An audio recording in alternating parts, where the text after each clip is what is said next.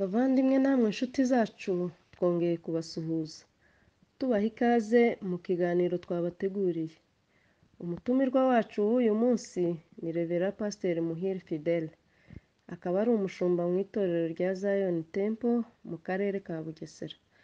Revera Pasiteri Muhire akaba agiye kutugezaho bimwe mu byaranze ubuzima bwe, amateka ashaririye yanyuzemo mu buto bwe, uko yinjiye mu murimo w'Imana, intambara zo mu muhamagaro, inama ku rubyiruko ndetse no ku bakozi b'Imana.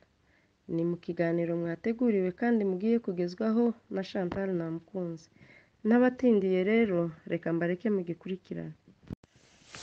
Mutumirwa wacu tubanje kubasuhuza tubaha ikaze muri iki kiganiro tugiye kugirana, tubasaba ko mwabanza kwibwira abadukurikiye ndetse mukababwira n'icyo mukora muri iki gihe.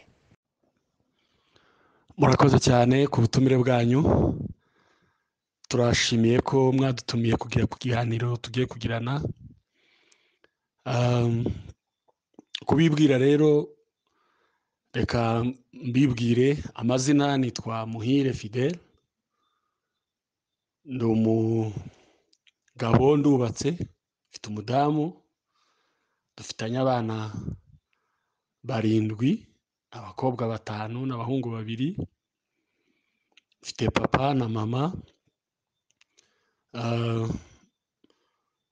Papa ni umugabo w'umuririmbyi abantu benshi bazi,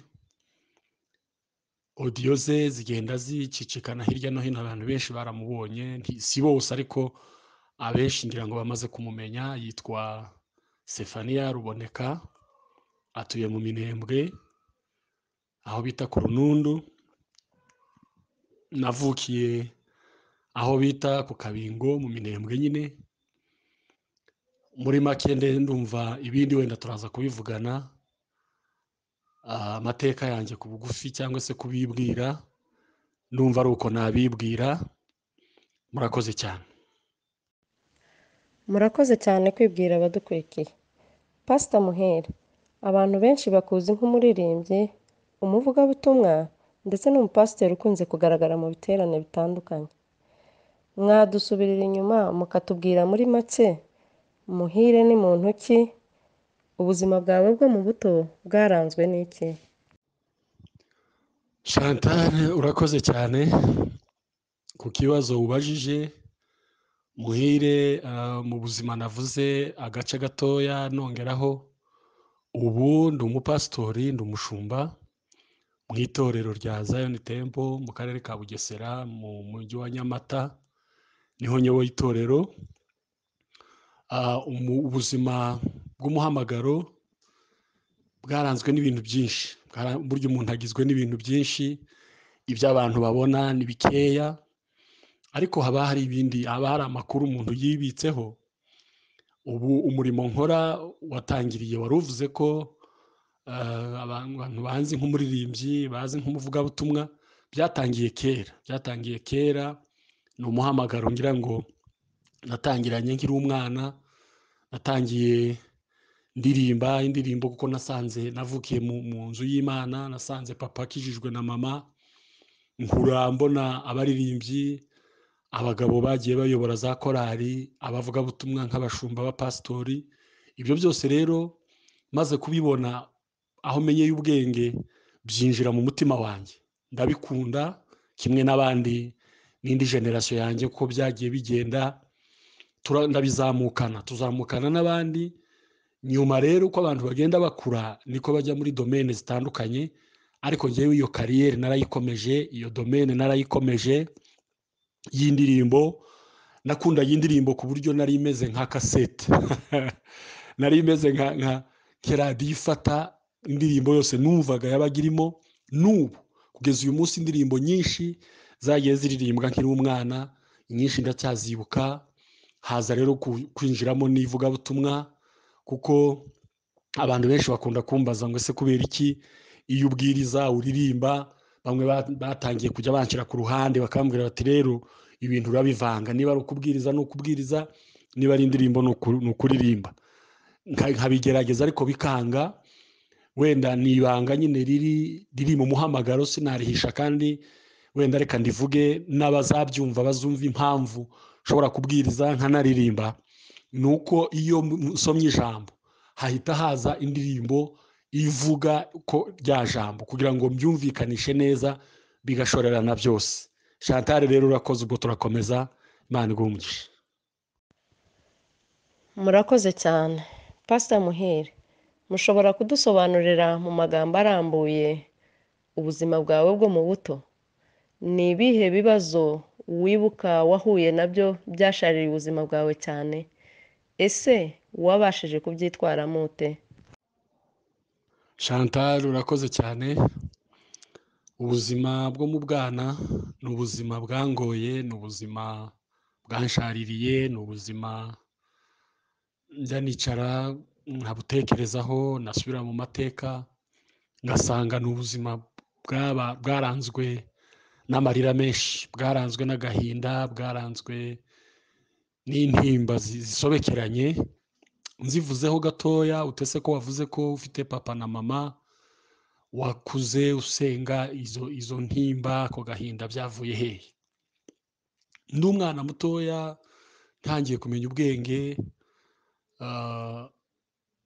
papa na mama baricaraga bakaganira bakavugana dutaramye turi abana, ariko noneho papa yasohoka akagenda, urumva twagiye kumenya ubwenge dusanga bari muri gahunda yo gutandukana, ariko batandukanyijwe ni muhamagaro n'ivugabutumwa n'ububyutse.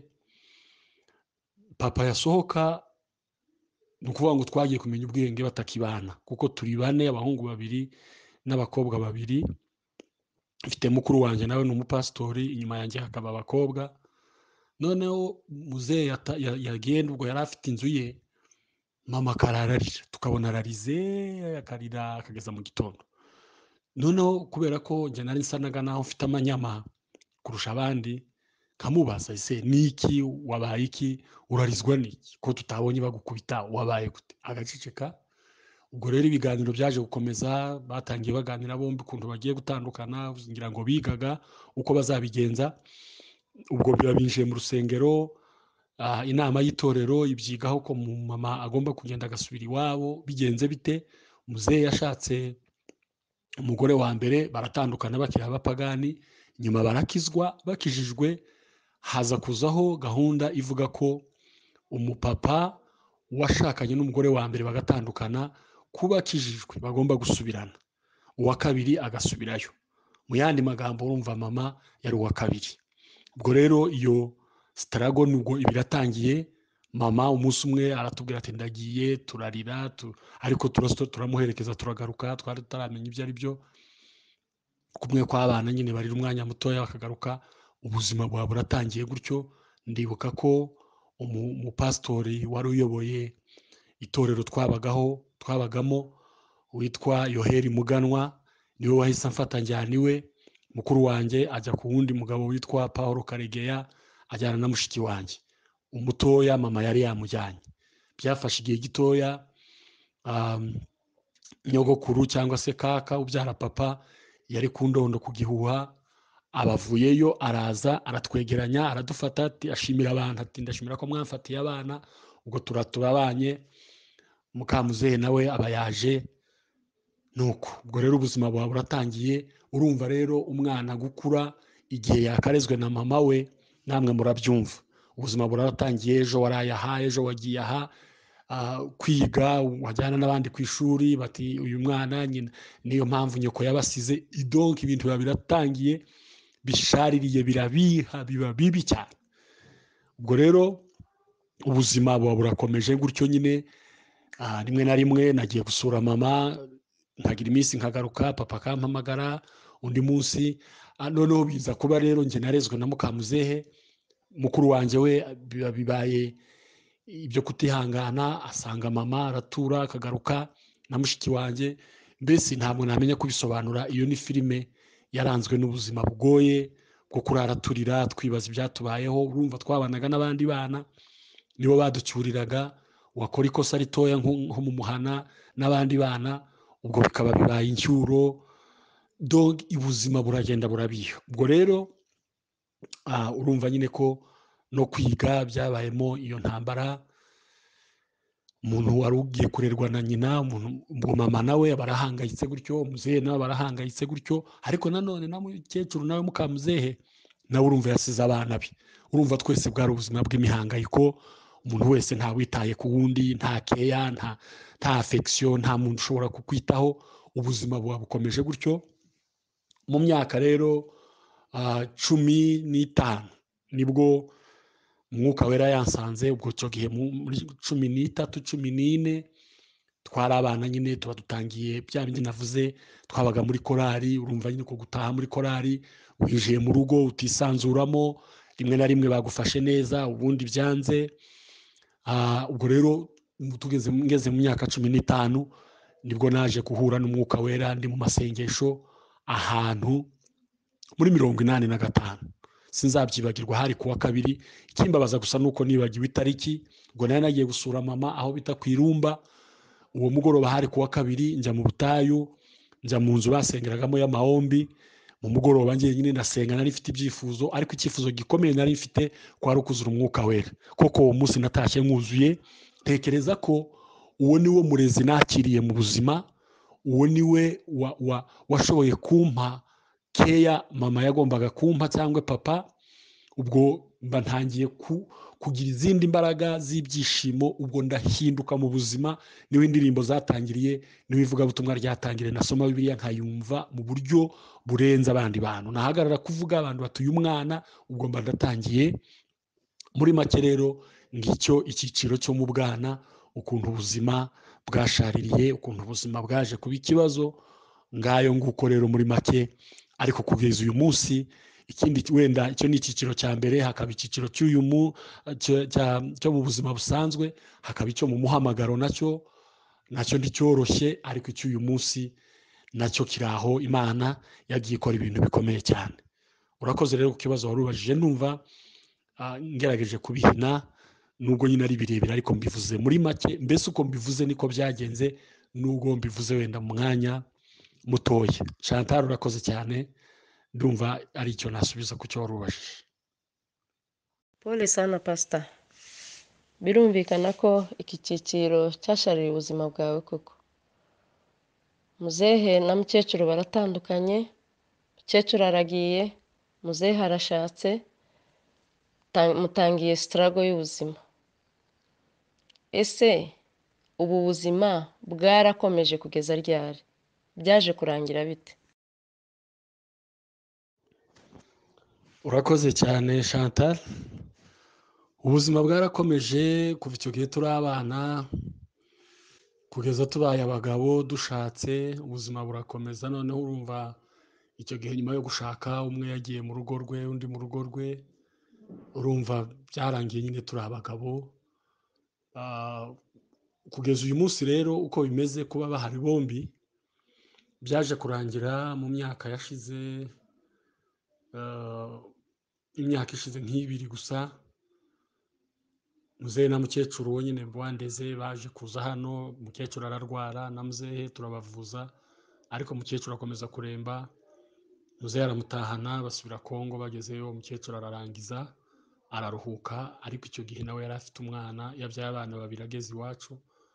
Umwe w'umukobwa arapfa, asigarana umuhungu. Ubu nawe ni umugabo ufite abana 5. Ubwo byaje kurangira rero nyuma, ubwo kubera imyizerere y'amatorero nk'uko nawe ubizi, muzehe aba mu rusengero rwe, mukecuru aba mu rwe. Dutangira indi struggle rero yo kugira ngo bongere basubirane. Ubwo nyuma y'imyaka ngira ngo 50, imyaka 47 hagati aho, ubu bari kumwe, basubiranye ejo bundi. Abandi bavuga ngo muzehe niyongera ashake, mukecuru na yange. Nawe urabaza abantu b'iki gihe uko batanga inama zitandukanye.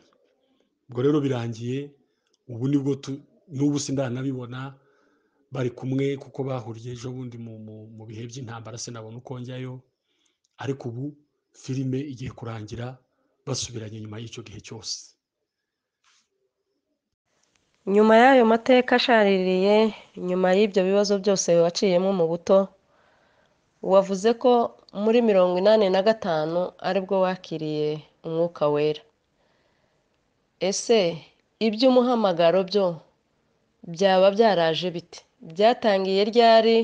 Wabyisanzemo ute? urakoze. Umuhamagaro rero urumva ntugiye wahise utangira, urumva nahagurukanye imbaraga nyinshi zisa naho wenda zari zitarafata umurongo neza, kubera ko urumva nari nkiri muto, umusore mutoya w'imyaka 15,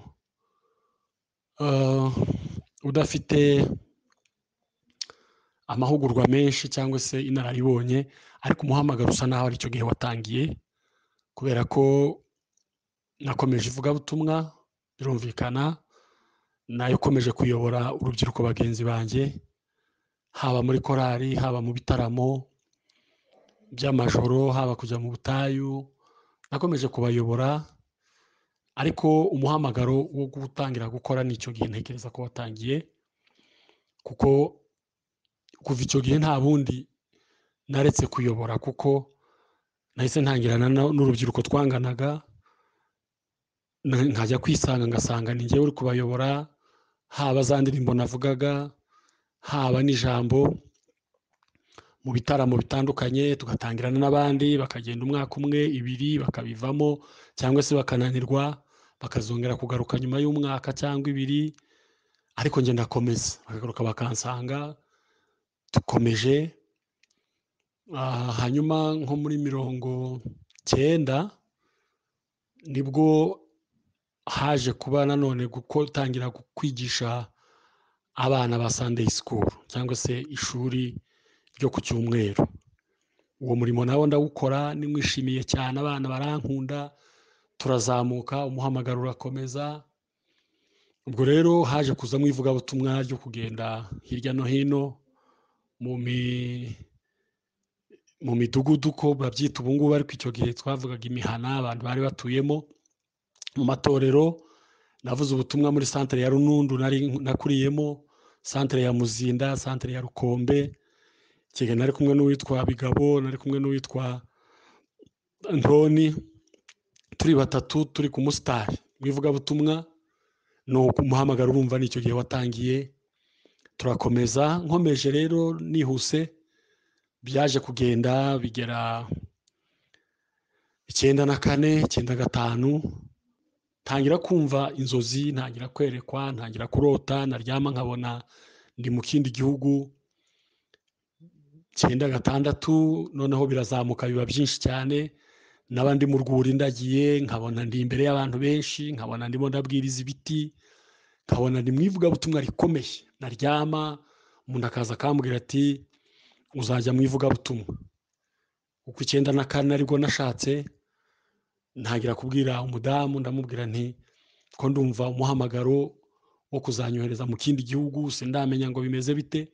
Ariko urumva icyo gihe u Rwanda abantu bari batangiye kuza 94, twari dufite amahame yo kutaza, twari dufite ubuhanuzi bwa Mariyamu buvuga ko igihe kitaragera turabutegereza koko. Ayo nayo n'andi mateka. Hanyuma 96 nibwo umuhamagaro wo kuza mu Rwanda wagurumanye, uba mwinshi, urazamuka cyane. Komeza kubwira umudamu, akambwira ati banza ubirebe neza, urumva yakiri n'umugeni, twari tumaranye imyaka ngira ngo 2 gusa. Noneho nkareba ukuntu nari nyoboye korali, ukuntu nasaga n'ufashe ikanisa, bambona nyine nk'umuntu ufite ejo hazaza. Wa mupasiteri navugaga wandeze, urumva we twagumye gukurikirana, yanyegereza cyane, ubona asa nkaho ashaka ko kuzankoresha igihe kinini.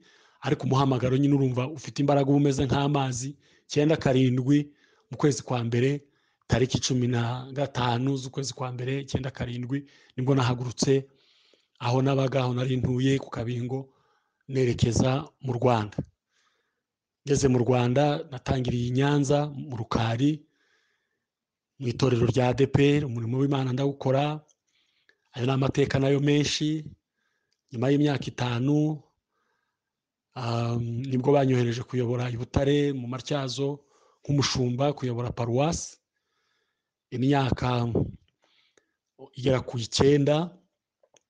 Umwaka wa 8 ijwi riransanga rirambwira ngo igihe cyo kuba muri ADPR kirarangiye. Ndaricyaha ndavuga ndi koma satani mu izina rya Yesu. Kuko icyo gihe muri ADPR nari nkunzwe, nari mfite ivugabutumwa, nakoze ivugabutumwa muri iki gihugu cyose imipaka yose, guhera za Rusizi, uturere twose navuzemo ubutumwa. Ni ukuvuga ngo mu karere, byibura muri buri karere, yewe no mu mirenge nakoresheje ibiterane mu nsengero, ibiterane by'abapapa, by'abamama, by'urubyiruko, amasengesho, ibiterane by'amakorari, ivugabutumwa n'amakorari. Icyo gihe nigaga Gisenyi 9 2001, niga Gisenyi naho turakorana n'amakorari yaho.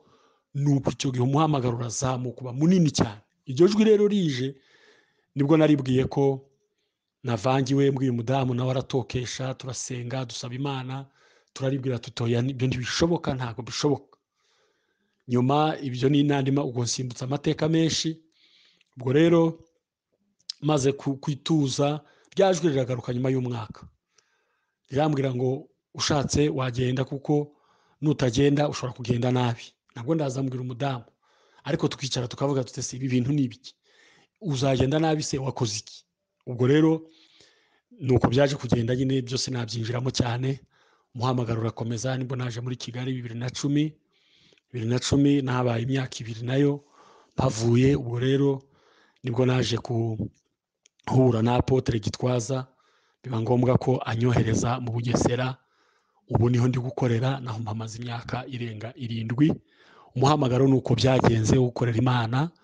Urumva ndawurangije, nkuhereye aho navukiye, nkuhereye ko watangiye kugeza uyu munsi. Imana iguhe umugisha. Urakoze cyane Pastor. Ese mu buto bwawe wari warigeze ugira inzozi zo kuzaba umupasitori umunsi umwe? Ese inshingano z'ubupasitori wazihawe ryari?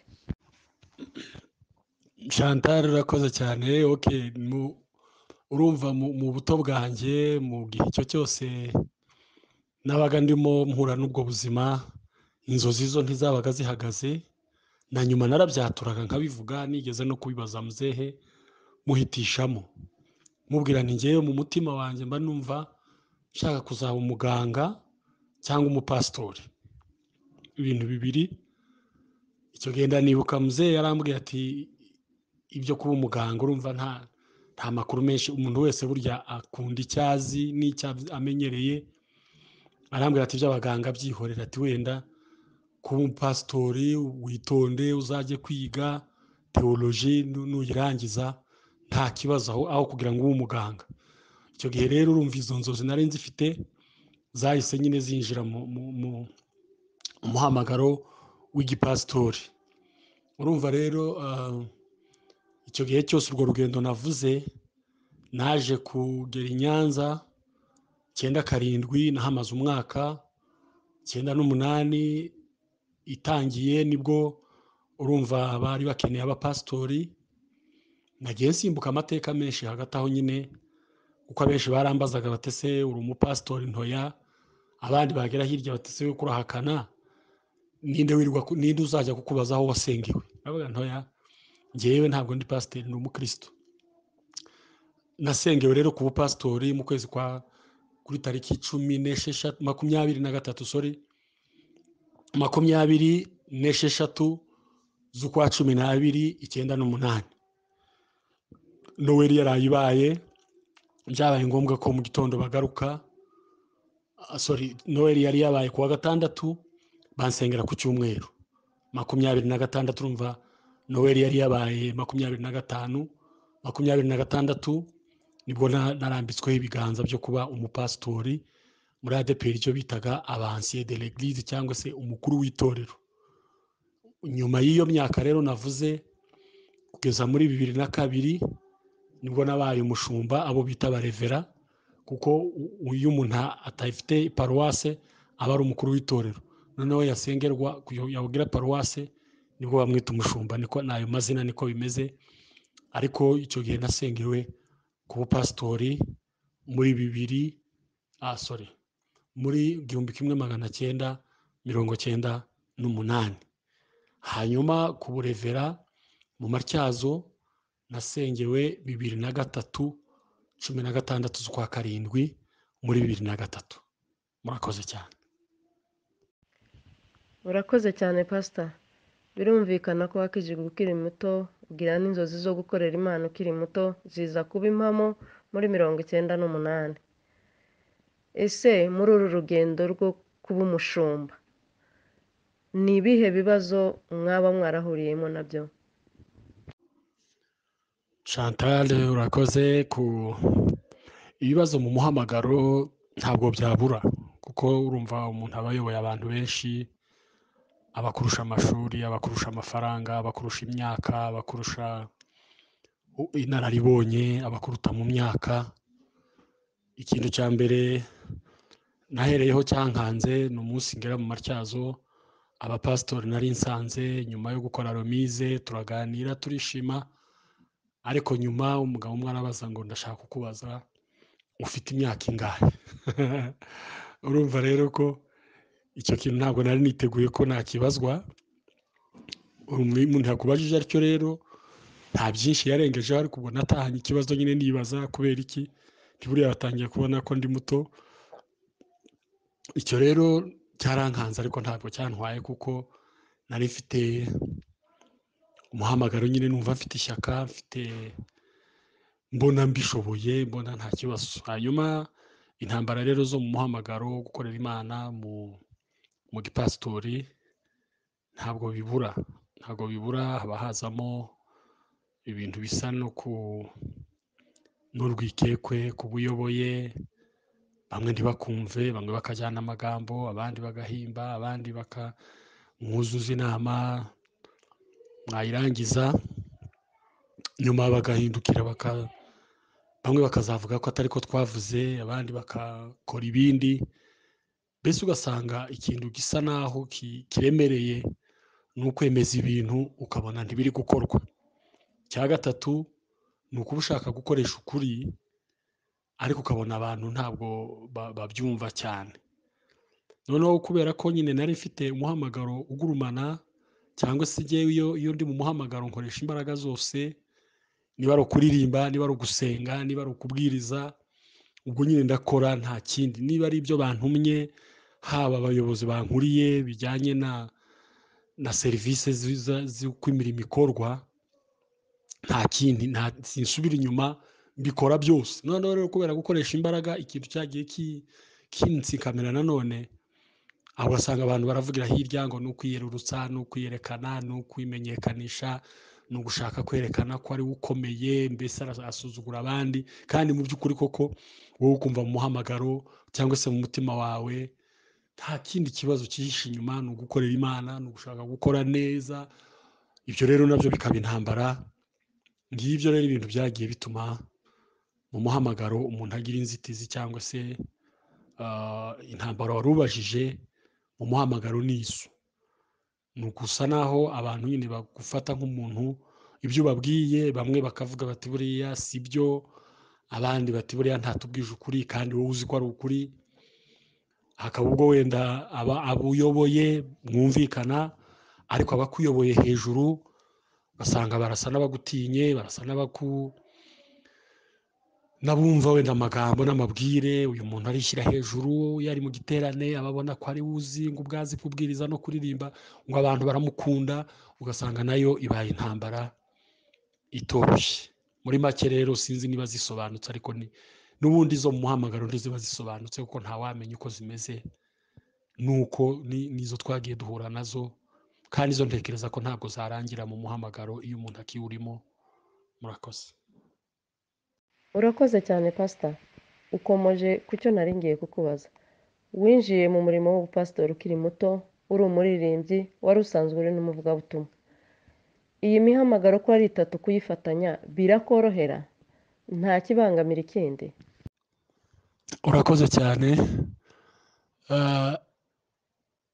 Birandemerera, urumva biraremereye kuyobora itorero uri n'umuvugabutumwa. Ntabwo byoroshye, ariko iyi myaka yose maze kuva i Nyanza, urumva ko navuze ko nabwirije ahantu hose. Ntabwo aho hose wahagera udafite umuhamagaro w'ivugabutumwa.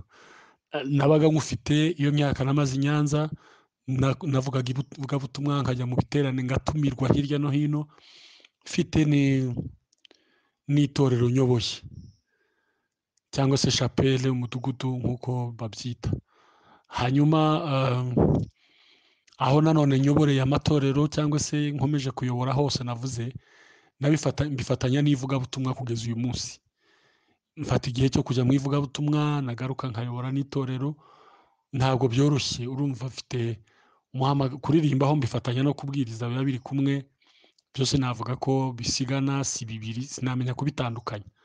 Ariko noneho kuyobora itorero no gukora ivugabutumwa biramvuna. Urumva ni double tâche. Urumva ni ibintu byombi binini bingana.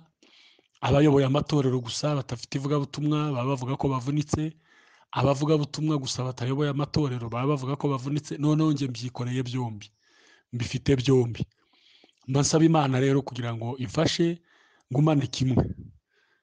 Noneho nkatekereza ngo wenda imyaka ndimo ninjiramo wenda ntizashobora gukora ivugabutumwa no kugenda cyane no kugira, birashoboka ko naba ninjiye mu gihe cyo kuyobora itorero. Noneho undi mwanya nkareba ngasanga wenda ivugabutumwa naryo narikora nkareka n'abandi bakayobora. Ibyo ntibirafatirwa icyemezo, biracyasengerwa. Ariko nk'uko wari ubibajije nuko bimeze. Ni umuhamagaro utoroshye, ariko kandi Imana yagiye inshoboza, nta cyishe ikindi, nta cyavangiye ikindi. Ariko nyine urumva ko muri iyo mihamagaro yombi haba harimo imvune, haba harimo uburemere. Iyo ngize igihe ndi ku itorero gusa ntasohoka mu ivugabutumwa, bigeraho nabyo nkumva bigiye gukama. Najya mu ivugabutumwa natindayo nkumva itorero. Urumva rero ko byaje ari bibiri. Ariko ibyo ari byose imyaka ndi kwinjiramo ndimo gukura, nshobora kuzasigarana kimwe kugeza ubu tuvugana. Ntabwo ndamenya ngo ni ikihe nzasorezamo. Nindangiriza umuhamagaro muri ibi byombi nta kibazo.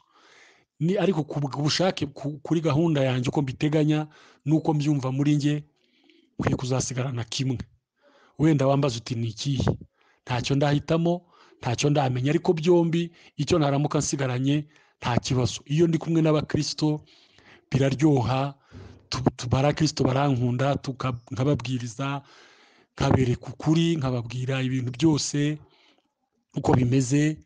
Abo nagiye ntoza benshi ni abapasitori, abandi bageze kuri abo nayoboye. Hanyuma iyo ngiye mu ivugabutumwa biraryoha, nkajya mu ivugabutumwa, indirimbo zikaza, revelation zikaza, mbese nkumva ibintu birakomeye. Urumva rero nsa naho nyine nanjye ntorohewe. Navuga ngo wenda Imana yabitanze, kuko ijambo ry'Imana riravuga ngo ibahamagara niyo kwizerwa no kubikora izabikora. Ariko mu myaka ndi kwinjiramo ntabwo nabishobora byombi, kubera ko n'imbaraga z'umubiri zizaba ubu ngubu ntizirananirwa. Ariko iyo umuntu atangiye gukura ugenda ubyumva. Nanone singifite imbaraga nk'izo nari mfite i Nyanza cyangwa se mu Matyazo cyangwa se n'i Kigali. Urumva ibyo byose nuko bimeze. Umuhamagaro rero nuko uhagaze. Warumbajije ute se ubikora ute, ubihuza ute? Nuko nguko. Ariko mu byifuzo byanjye n'inzozi zanjye, ndamutse nicaye mu itorero byaba byiza, ndamutse ngiye mu ivugabutumwa byaba byiza. Ndacyarimo mbaza Imana, ndacyarimo mbisengera. Nimbirangirizamo byombi nta kibazo. Nindangiza mfite kimwe ntako nzaba ntaragize. Ngira ngo none n'abandi umuntu bakubwira, kuko twabanye n'abantu benshi kandi twarakoranye. Imana iguhe umugisha rero ku kiganiro twagiranye. Imana ikomeze abahamagawe, Imana ikomeze abafite umuhamagaro. Imana iguhe umugisha muri gahunda yawe yo kwamamaza ubutumwa. Imana ikugirire neza. Amen. Amen. Murakoze cyane Pastor.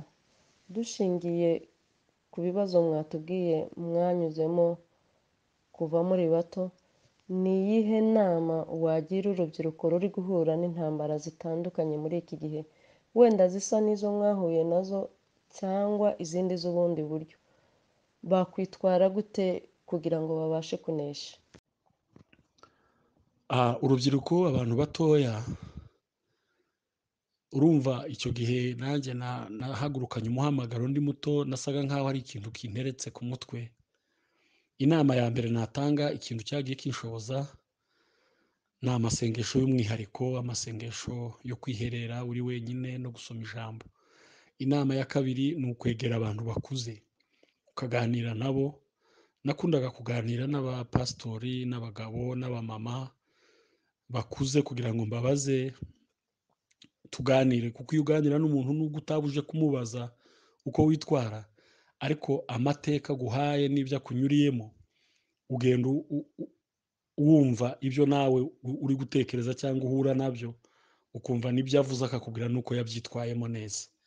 Intambara zo ntabwo zabura, kuko abenshi twatangiranye icyo gihe sinavuga ko baretse gusenga, ariko ibijyanye n'imihamagaro nabonaga duhagurukanye, abenshi byarabananiye kubera nyine intambara. Umuntu akavuga ngo ngewe ntibonsuzugura ngo nceceke, ngewe umuntu ntiyombeshyera ngo ngume mwihanganire, ibintu bene ibyo. Ariko urubyiruko rwacu harimo Imana yahamagaye, harimo bafite umuhamagaro. Ibyo ari byo byose Imana yo itegura kare, ntabwo imera nkatwe dufatiraho ibintu tugasana. Iyo dufite imbaraga, iyo dufite ubushobozi ntitwitegura, ariko Imana yo iyo abantu bafite imbaraga nicyo gitegura bazayikorera mu gihe kizaza. Rero urubyiruko rwacu, abantu bakiri batoya cyangwa se n'abandi bari mu muhamagaro, mu mihamagaro itandukanye, bahura n'intambara, bahura n'ibintu bikomeye. Ndabizi iyo umuntu ahuye n'intambara aba yumva yabivamo, aba yumva yabireka, ariko iyo wahamagawe neza ntabwo wabivamo, ntabwo Imana yari kubikora, ahubwo wenda wahindura ibindi ugakora, ariko Imana ntabwo yagutakaza mu gihe wakomeje kwirinda. Rero urubyiruko rwacu, abantu bakiri batoya, turabasabira gukomeza kwihangana, ariko cyane gusenga, gusoma ijambo ry'Imana n'inama z'abantu bakuze, no gukomeza kumva ijwi ry'Imana no gutegereza ibyo Imana yakuvuzeho, kuko byanga bikunda irabisohoza ikabikora neza. Murakoze cyane. Murakoze cyane Pastor. Tugana ku musozo w'ikiganiro cyacu, ni iyihe nama noneho wagira abakozi b'Imana bahura n'ibibazo by'umuhamagaro? Chantal, murakoze. Ibibazo by'umuhamagaro ni rimwe na rimwe nibyo biryo by'abakozi navuga ngo niyo mavuta, kuko biratandukanye. Ni ukuvuga ngo abashumba, abavugabutumwa, hari abavugabutumwa bagenda bavuga ubutumwa, uretse ko twebwe muri Afurika bisa nkaho bitandukanye n'abandi. Twebwe iyo umuntu ari umuvugabutumwa adafite itorero ayoboye, abantu batekereza ko wenda asa naho atari ku murongo neza, ariko nawo ni umuhamagaro nk'uko ziriya minisiteri 5 zivuga. Intambara rero ziba mu muhamagaro, haba harimo kwangwa, haba harimo ishyari, haba harimo kubeshyerwa, haba harimo abashaka umwanya wawe, haba harimo atatagukunda. Ariko kenshi nanone iyo twahuye n'izo ntambara dukunda kureba ibibazo gusa. Inama natanga nuko umuntu, umushumba cyangwa se umuntu uri mu muhamagaro, nuhura n'intambara ntukarebe cyane ku bibazo gusa, haba hariho n'ibyiza. Niba hariho abakwanga, haba hariho n'abagukunda. Niba hariho abakurwanya, haba hariho n'abagushyigikiye. Ibyo byose uko byagenda kose, nta muntu wabaho afite abantu bose bamurwanya cyangwa bamwanga. Kenshi dukunda kwibagirwa abadushyigikiye mu gihe turi mu bibazo, cyane no gukomeza gusenga no kubaza Imana icyo umuntu yakora mu gihe bimeze bityo. Ndibuka rimwe na rimwe nabaga nahuye n'izo ntambara zo mu muhamagaro, zo kurwanywa n'abo dukorana cyangwa se no kubeshyerwa n'ibintu byinshi. Intwaro nakundaga gukoresha yari iyo guceceka. Simvuga guceceka igihe turi kuvugana nabo, naravugaga wenda nkanatomboka, nkarakara, ariko nkabwira uwo dufitanye ikibazo. Ariko twasohoka ntabwo nabitangaga ahandi, ntabwo nagendaga mvuga runaka dufitanye ibibazo ibi n'ibi. Iyo wifashe gutyo, ari wowe uraruhuka, n'icyo kibazo kigasa naho kitagiye kure cyane, kuko ntiwogira intambara ufite ngo wongere ugire n'izindi z'abagenda bavuga ngo warababwiye. Ariko intwaro ya nyuma ikomeye nuko mu ntambara, mu bibazo, mu muhamagaro duhura nabyo, ni ugusenga Imana no gusoma ijambo ry'Imana no gukomeza gutegereza, kuko ibyo ari byo byose Imana iduhamagara iratuganiriza, ifite uko ivugana n'umuntu. Ishobora kuvugana nawe mu ijambo, ishobora kuvugana nawe mu ndirimbo, ishobora kohereza abahanuzi, ishobora kukwereka mu nzozi, ishobora kukubwira nawe mu ijwi. Ni uburyo butandukanye. Ndizera ko muri izo ntambara Imana ikoresha uko ishoboye kose kugira ngo igukomeze, intambara zikarangira. Kandi ndizera ko umuhamagaro Bimwe tuzawurangiza kandi tuwusoze neza. Chantal, urakoze cyane, Imana iguha umugisha. Kandi ndihanganisha cyangwa ndashyigikira abashumba bagenzi banjye bayoboye amatorero, ndashyigikira abahanuzi, abavugabutumwa, abungeri n'abigisha, kuko buri muntu wese mu muhamagaro we afite intambara akunze guhura nazo. Udahuye n'intambara z'abamurwanya ahura n'intambara z'ubukene, udahuye n'iz'ubukene agahura n'intambara ziturutse hanze, adahuye n'izo agahura naho n'izimuturukamo nawe. Ko natwe hari igihe nanone dukingura imiryango, hari igihe ziduturukamo, hari abadukwaho n'ingeso zo gukunda icyubahiro, z'amafaranga, zo kujya mu marari yandi, cyangwa se kuko mu muhamagaro baratubwiriza, bakatubwira mu nyigisho za gishumba, bakatubwira ngo hari imva zigera kuri 3. Imva ya mbere ni icyubahiro, iya kabiri ni amafaranga, iya gatatu ni abagore cyangwa se abagabo, kuko n'abapasiteri b'abadamu barahari. Iyo wirinze rero, iyo wanyuze muri ibyo byose, ugahura n'intambara iziturutse hanze, wazirwanya bigakunda, ariko iziguturutsemo byasa nkaho byakugora kugira ngo uzivemo. Imana ikomeze kuturinda, Imana ikomeze kudufasha, kandi iduhamagara niyo kwizerwa no kubikora izabikora. Chantal, Imana iguhe umugisha ku kiganiro. Urakoze cyane. Murakoze cyane mutumirwa wacu Reverend Pastor Muhire ku kiganiro cyiza mwatugejejeho. Turabashimira namwe bakunzi bacu mwakomeje kubana natwe muri iki kiganiro. Turabasaba kandi gukora subscribe, like, share na comment kugira ngo ibi biganiro byacu bikomeze bibagereho. Mwari kumwe na Chantal Namukunze, naho ubutaha.